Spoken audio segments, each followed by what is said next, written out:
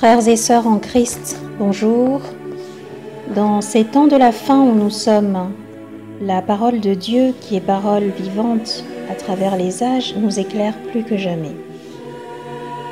Cette parole que notre Créateur nous a laissée dans la Bible est une lampe allumée qui balise notre chemin vers Dieu. Celles et ceux à qui il a été donné des oreilles pour entendre peuvent saisir le sens caché de certains passages bien complexes de la Bible.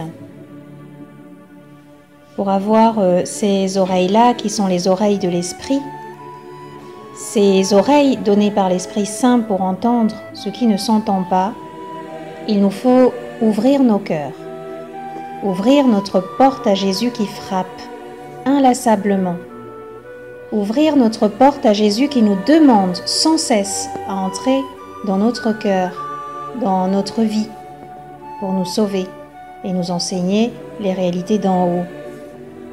Il nous faut ouvrir notre cœur à Jésus qui veut nous combler de son amour et nous faire sortir du carcan, de l'esclavage du péché.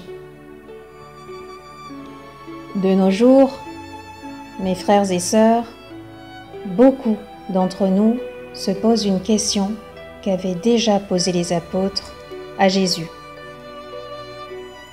On retrouve cette question dans Matthieu 24, 3, dans Marc 13, 4 par exemple, où les apôtres disent au Seigneur: « Dis-nous, quand cela arrivera et quel sera le signe de ton avènement et de la fin du monde ?» Cette question, il la pose à Jésus, le Fils de Dieu, venu dans la chair pour nous sauver.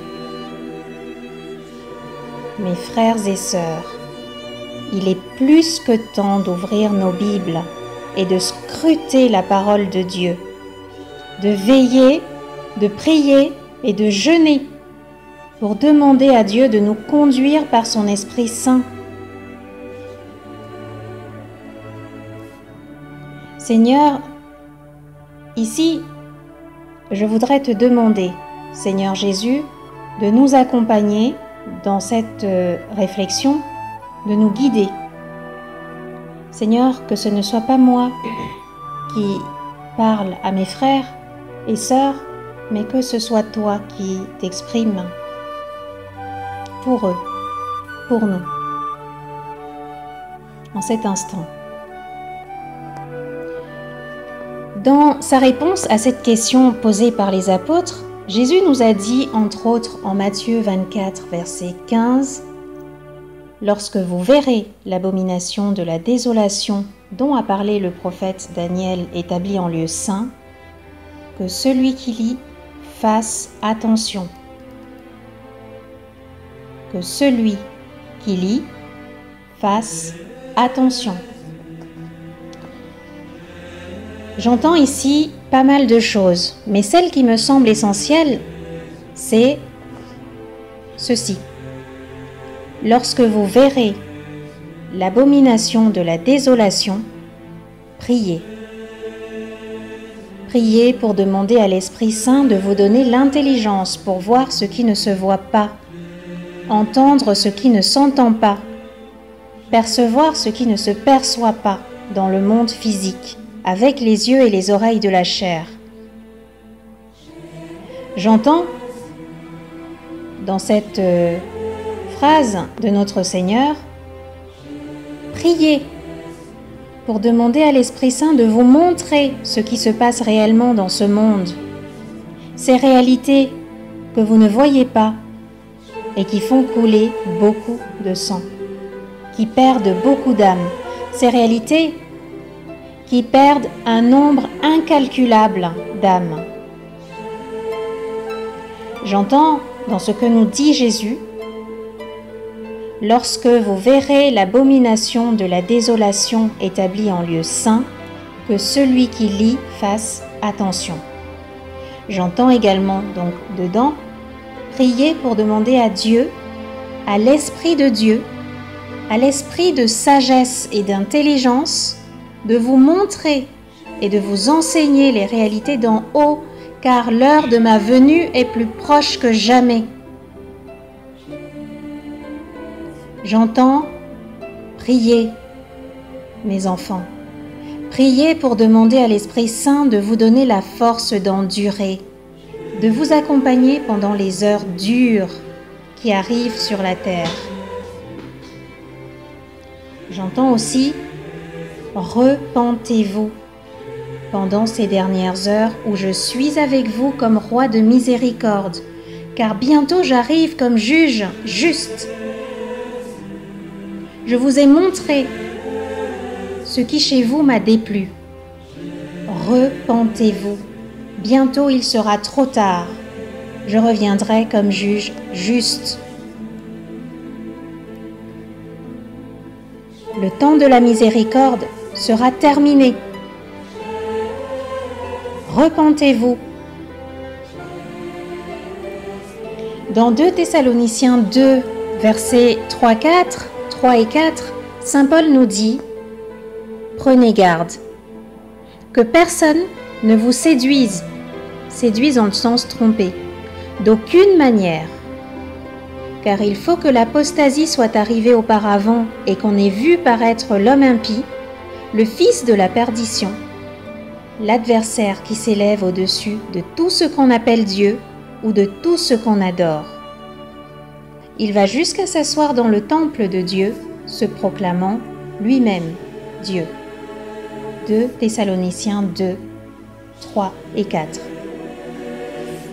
Ici, mes frères et sœurs, il n'y a pas besoin de sortir de Saint-Cyr pour voir que l'apostasie a déjà commencé, et ce, depuis bien longtemps. Nous attendons donc l'abomination de la désolation. Nous guettons, nous avons à guetter l'abomination de la désolation. L'impie, celui qui ira jusqu'à s'asseoir dans les lieux saints. Mais alors, les lieux saints? Je me suis demandé un matin, après ma prière, c'est quoi les lieux saints? Parce que mon âme n'était pas tout à fait satisfaite de la réponse qui consiste à penser que le lieu saint est le 3e temple, uniquement le 3e temple, celui annoncé par les Écritures et qui sera bâti en Israël. J'ai beaucoup prié et demandé à l'Esprit Saint de m'éclairer sur ce point. Et la réponse qui m'a été donnée est que le lieu saint, les lieux saints en fait, sont tous les lieux habités par le Seigneur, qu'ils soient physiques et palpables ou spirituels.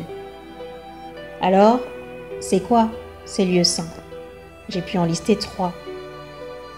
On a évidemment le futur 3e temple, bien sûr, qui sera rebâti à Jérusalem.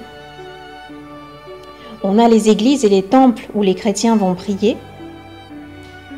Mais il y a aussi notre corps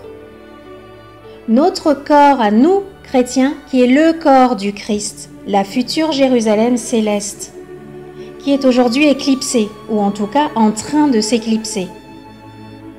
Éclipsée parce que la véritable épouse est retirée, ou en train de se retirer peu à peu des lieux où elle se rendait souvent. Alors, ce 3e lieu saint, disait-on, est notre être à nous, chrétiens, à savoir notre corps, notre esprit, notre âme. Et ici, je vous renvoie au premier épître de Paul aux Corinthiens, chapitre 3, verset 16, où Saint Paul nous dit « Ne savez-vous pas que vous êtes le temple de Dieu et que l'Esprit de Dieu habite en vous ?» Premier épître de Paul aux Corinthiens, chapitre 3, verset 16. Je vous renvoie également à 1 Pierre 1, 16, où Pierre nous dit, selon qu'il est écrit, où Jésus, dans Pierre, nous dit, selon qu'il est écrit, « Vous serez saints, car je suis saint. » Donc, je reviens plus haut. Établi en lieu saint veut dire établi dans ces 3 lieux que nous avons évoqués. Établi en lieu saint, c'est donc aussi établi dans notre corps, dans nos cœurs, dans nos consciences, dans toutes les dimensions de notre être. Je répète, établi en lieu saint, c'est aussi établi dans nos corps, dans nos cœurs, dans nos âmes, dans notre esprit, dans notre conscience, dans toutes les dimensions de notre être. Alors, mes frères et sœurs,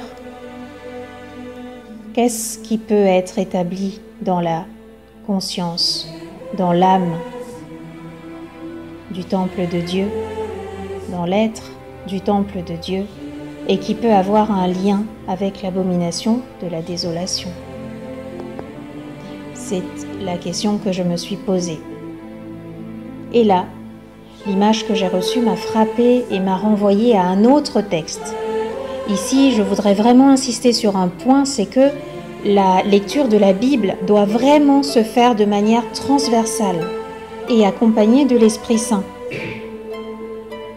Transversale, pourquoi? Parce que la Bible est un livre qui s'explique de lui-même. Quand vous ne comprenez pas un passage, c'est un autre passage à un autre endroit qui va vous apporter l'éclairage. J'ai à cette question reçu l'image comme d'une foule, une grande foule qui regardait un événement important pour ce monde et qui était diffusé sur un écran géant. J'ai alors compris que cet homme impie que nous attendons de voir apparaître sur la scène mondiale n'est pas seulement un homme physique et palpable, un homme de chair, mais que ce dernier peut aussi s'incarner en esprit dans un objet. Il est tout un système complexe, avec des outils à son service.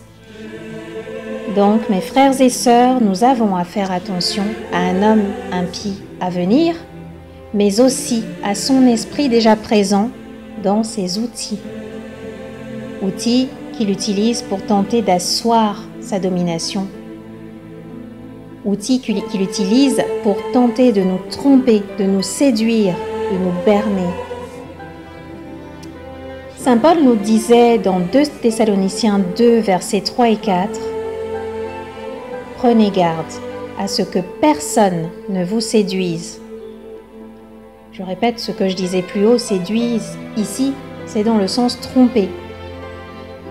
Saint Paul, 2 Thessaloniciens 2, versets 3 et 4, « Prenez garde à ce que personne ne vous séduise. » L'outil principal de cet impie est le système établi. Et dans ce système établi préfigure d'autres outils à son service. C'est pour ça que je parlais de système complexe.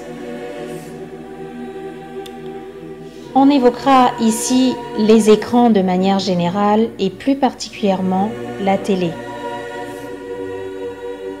La télé qui véhicule la philosophie de l'ennemi. Violence de toutes sortes, sexe à outrance, idolâtrie, normalisation des désordres de tout type sous le couvert d'une pseudo-liberté, création et encouragement de l'envie, de la jalousie, de l'insatisfaction permanente, de l'isolement, la publicité de l'ego, des égoïsmes, l'envie et tutti quanti, tout y passe, tout l'esprit du mal y est présent. La télévision qui crée des addictions, des conditionnements. Certains sont addicts à la télé au plus haut point et lui accordent tout leur temps. Ils en oublient Dieu, le remplaçant par la télé, qui véhicule l'esprit de l'antéchrist, de l'ennemi, celui qui veut nous perdre, celui qui veut nous tromper, celui qui veut nous séduire, celui qui veut nous perdre. Mes frères et sœurs, Dieu doit pourtant être au centre de nos vies, non? Saint Jean, dans Apocalypse 13, verset 15, nous avait prévenu. il lui fut donné d'animer l'image de la bête pour que l'image de la bête parle. Saint Jean, Apocalypse 13, verset 15. Il lui fut donné d'animer l'image de la bête pour que l'image de la bête parle. Nous ne devons vraiment pas avoir une lecture unique de la Bible, une lecture qui va dans un seul sens, une lecture qui cherche une seule chose. Nous devons élargir, mes frères et sœurs, notre vision. Or, pour pouvoir élargir et comprendre les écrits, la conduite de l'Esprit Saint est indispensable. La conduite de l'Esprit Saint est indispensable. C'est pourquoi il est important, mes frères et sœurs, avant d'ouvrir votre Bible, de prier, de demander à Dieu de vous donner l'éclairage nécessaire. Ensuite, mes frères et sœurs, nous avons à observer le monde. Tout ce qui se passe dans le monde aujourd'hui est important. Ce sont des panneaux d'avertissement. Ce sont des balises. Ce sont des choses qui nous préviennent, des événements qui nous préviennent parce qu'ils avaient été annoncés. Nous avons à prendre en compte ce qui se passe sur la scène mondiale et en particulier au Moyen-Orient, mais aussi ce qui se passe chez nous, dans nos maisons, dans nos cœurs. Cherchez qui est cet homme impie, quels sont les outils à sa solde, les signes qui le caractérisent. Une chose est sûre, mes frères et sœurs, il est déjà là sur la scène mondiale, mais il se cache encore jusqu'au moment où son heure sera arrivée. Et saint Paul nous avait là aussi prévenu dans 2 Thessaloniciens 2, 6, saint Paul nous disait « Et maintenant, vous savez ce qui le retient, afin qu'il ne paraisse qu'en son temps. » Mais permettez-moi de revenir plus haut à 2 Thessaloniciens 2, verset 4, où saint Paul nous disait encore « L'adversaire qui s'élève au-dessus de tout ce qu'on appelle Dieu ou de tout ce qu'on adore. » 2 Thessaloniciens 2, 4. L'adversaire qui s'élève au-dessus de tout ce qu'on appelle Dieu ou de tout ce qu'on adore. Une lecture au sens figuré de ce passage nous ramène aussi à la place que la télé peut avoir dans nos vies. Et si on pousse ce raisonnement, on peut se demander quelle place tient la télé dans nos vies lors, par exemple, de grands événements de ce monde. Rappelons-nous par exemple que lors du mariage du prince Harry et de Meghan Markle, événement retransmis toute une journée, l'audience TV était de 3 milliards de personnes, sachant que nous sommes 7,4 milliards sur la Terre. Ce qui veut dire que durant une journée entière, 3 milliards d'entre nous étaient béats devant des choses qui passent. 3 milliards d'entre nous ont tout stoppé dans leur vie, même leurs pensées, leur libre arbitre, pour s'enivrer de ce que rapportait le téléviseur. Il me semble en plus que c'était un samedi, un 7e jour, jour de Shabbat, jour de repos ordonné par notre Seigneur. Je cite l'Exode 28 où il nous est dit « Souviens-toi du jour du repos pour le sanctifier ». Exode 28. Souviens-toi du jour du repos pour le sanctifier. Durant donc un jour saint tout entier, presque la moitié de l'humanité a non seulement désobéi à Dieu, mais lui a en plus tourné le dos pour s'enivrer de l'esprit du monde. Prenez garde à ce que personne ne vous trompe. 2 Thessaloniciens 2, 3, 4.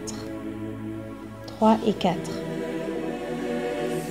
Prenez garde à ce que personne ne vous trompe. 2 Thessaloniciens 2, versets 3 et 4. À méditer. Chers frères et sœurs, l'esprit de l'Antéchrist n'était-il pas spirituellement et physiquement au-dessus d'eux? Je fais référence à l'adversaire qui se place au-dessus d'eux, de tout ce qu'on appelle Dieu. Cet adversaire-là n'était-il pas ce jour-là, spirituellement et physiquement, au-dessus d'eux? Physiquement via les écrans géants placés en hauteur pour que personne n'en loupe une miette. Certains ne regardaient-ils pas l'écran à ce moment-là comme un dieu? Ils ne parlaient pas, n'écoutaient plus personne, ne bougeaient presque plus, car n'auraient surtout pas voulu en perdre une miette. Non, beaucoup de ceux qui suivaient l'événement ne voulaient perdre aucune miette de la belle histoire que racontait la bête. L'écran.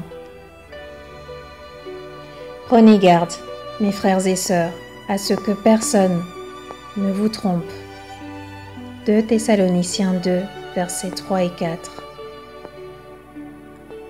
Et bien sûr, cette constatation ne concerne pas que cet événement-là, mais tous les événements populaires qui rassemblent autour de l'esprit du monde, toujours déguisé en agneau, un nombre incalculable de personnes.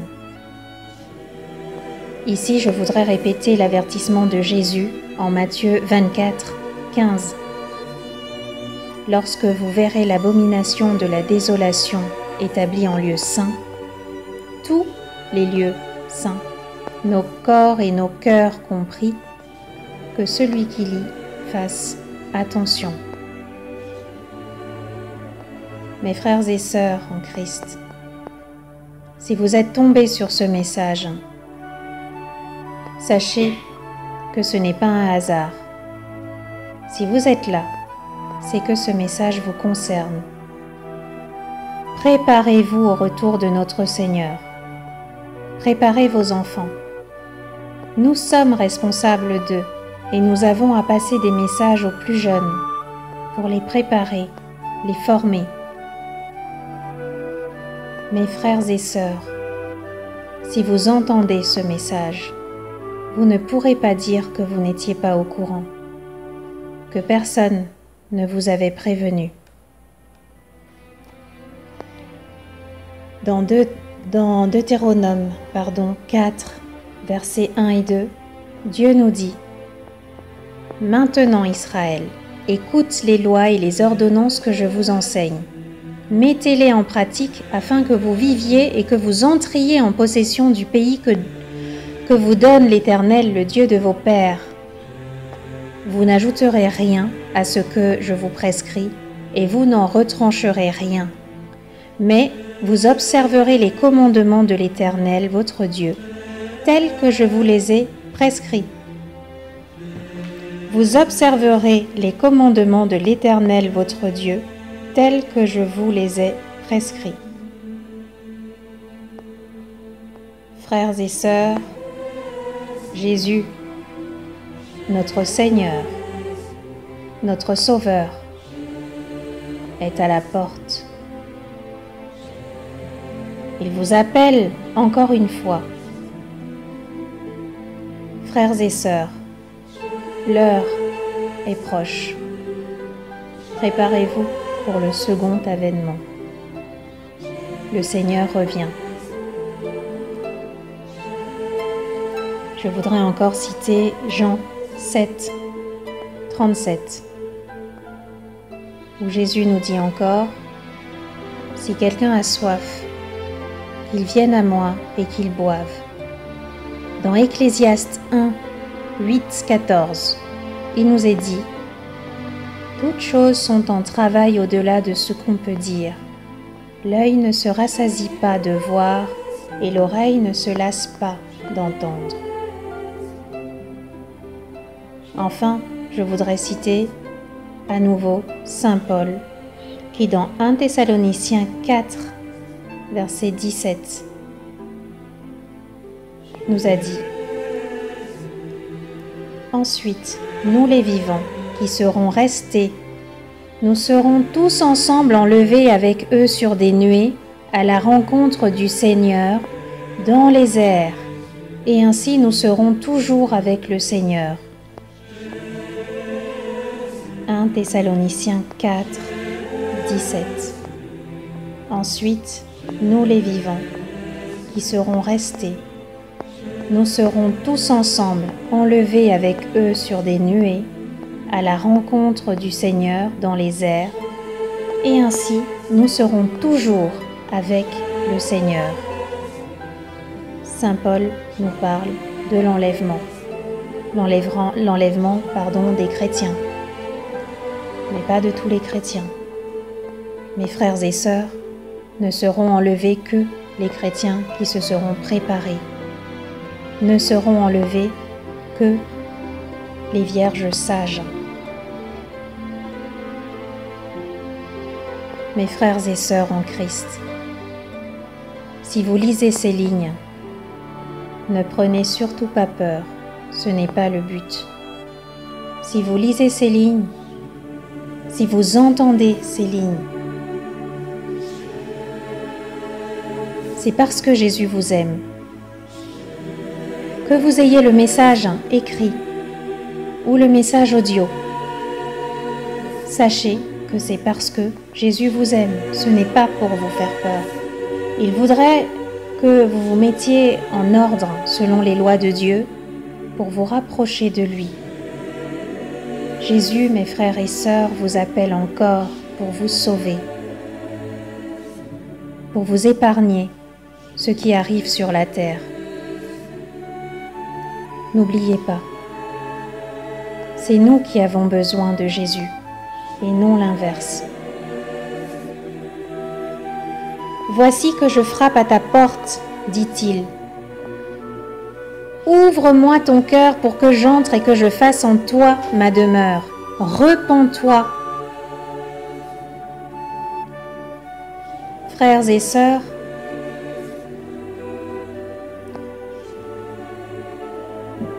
si vos péchés remontent à votre conscience, prenez soin de les examiner. Ne les balayez pas. Demandez pardon sincèrement à Dieu pour le tort causé. Ouvrez vos cœurs, n'endurcissez surtout pas votre cœur. Quoi qu'il arrive, ne laissez pas vos cœurs s'endurcir. Frères, sœurs, quoi qu'il arrive, veille sur ton cœur comme sur un trésor.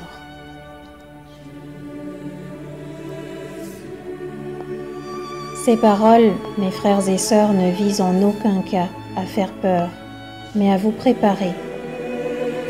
Restez proche de Jésus. Gardez votre cœur comme votre trésor, pour que rien ni personne ne vous détourne de Dieu.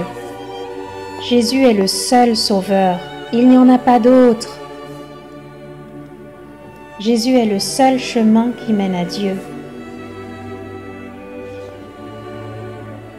Dans Jean 14, 6, Jésus nous dit « Je suis le chemin, la vérité et la vie. Nul ne va au Père que par moi. Je suis le chemin, la vérité et la vie. Nul ne va au Père que par moi. » Jean 14, 6. Frères et sœurs, pour ceux qui seraient tentés de croire que les non-chrétiens ne sont pas concernés par l'œuvre du salut, gardez-vous de juger, s'il vous plaît. Gardez-vous de croire que vous savez tout, s'il vous plaît. Gardez-vous de penser que vous avez tout compris. Et laissez faire notre Seigneur, car seul lui voit tout. Seul lui sait tout, organise tout et fait toutes choses nouvelles au moment décidé par lui seul et dans le monde où il a décidé d'agir, que ce soit le monde visible ou le monde invisible. Dieu notre Père Tout-Puissant, est Seigneur et Maître partout, pour tout et en tout. Frère, sœur,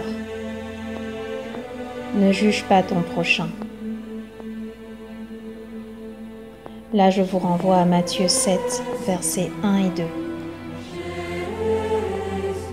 Seigneur Jésus, j'ai confiance en toi.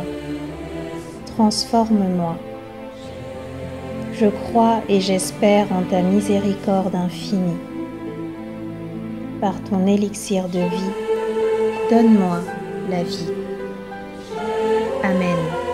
Alléluia.